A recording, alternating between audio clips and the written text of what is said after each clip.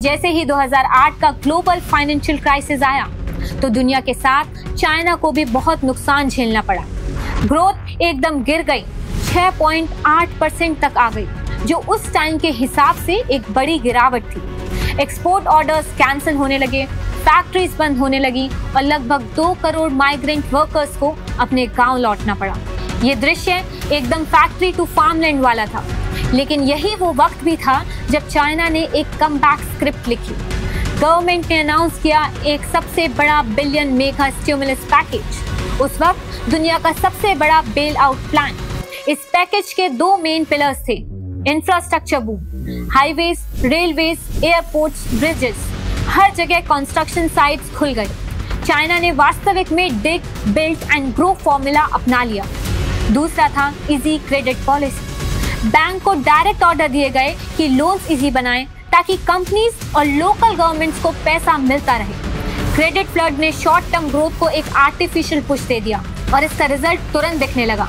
सिर्फ 2 साल में ही 2008 की स्लो डाउन वाली इकोनॉमी वापस फुल स्पीड पर आ गई। 2008 से 2010 के बीच ग्रोथ एकदम 9.7% तक जंप कर गई। ये पूरा एपिसोड एकदम बॉलीवुड के हीरो की एंट्री आफ्टर इंटरवल जैसा था, जहां क्राइसिस के बाद एक धमाकेदार कमबैक होता है। लेकिन प्रॉब्लम ये थी कि इस कमबैक के पीछे जो ऑक्सीजन सिलेंडर लगाया गया था, डेट और इंफ्रास्ट्रक्चर स्पेंडिंग वाला, वही आगे चलकर चाइना के लिए बोझ बन गया। 2010 के बाद चाइना की इकोनॉमी में एक स्लो पॉइजन घुलना शुरू हुआ।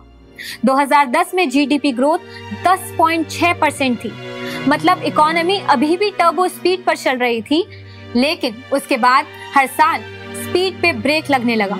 2016 तक ग्रोथ गिरकर 6.7% पर आ गई और 2018 में और स्लिप करके 6.6% हो गई। ये स्लो डाउन सिर्फ एक नंबर की कहानी नहीं थी, बल्कि उसके पीछे कुछ बड़े स्ट्रक्चरल इशू थे। पहला था राइजिंग वेजेस।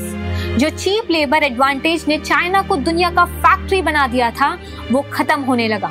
माइग्रेंट वर्कर्स की सैलरी डबल से ज्यादा हो गई और मैन्युफैक्चरिंग का कॉस्ट इंडिया, वियतनाम और बांग्लादेश के मुकाबले महंगा हो गया। दूसरा था डेट बर्डन। 2008 के फाइनेंशियल क्राइसिस के बाद चाइना ने $1 बिलियन का खर्चा तो कर दिया था और शॉर्ट टर्म में ग्रोथ वापस भी आ गई थी, लेकिन उसने इंफ्रास्ट्रक्चर और रियल एस्टेट में एक बबल क्रिएट कर दिया। लोकल गवर्नमेंट्स और प्रॉपर्टी डेवलपर्स हेवीली इन डेट हो गए। एक तरह से ग्रोथ को आर्टिफिशियल ऑक्सीजन पर चलाया गया।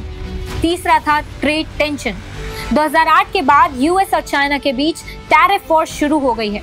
सेक्शन 301 के तहत यूएस ने टैरिफ्स लगाए, चाइना ने रिटेलिएट किया और इसका रिजल्ट एक्सपोर्ट पर प्रेशर, ग्लोबल सप्लाई चेन में अनसर्टेनिटी और इन्वेस्टर्स का कॉन्फिडेंस हिलना। आईएमएफ ने एस्टिमेट लगाया था कि अगर ये ट्रेंड चलता रहा तो 2024 तक चाइना की ग्रोथ गिर के सिर्फ 5.5% तक आ जाएगी। मतलब वो डबल डिजिट ग्रोथ जिससे चाइना ने अपने मिरेकल बनाया था, अब सिर्फ एक याद बनकर रह जाएगा। लेकिन हुआ क्या? सामने जो रिपोर्ट आई वो कुछ और ही कह रही थी।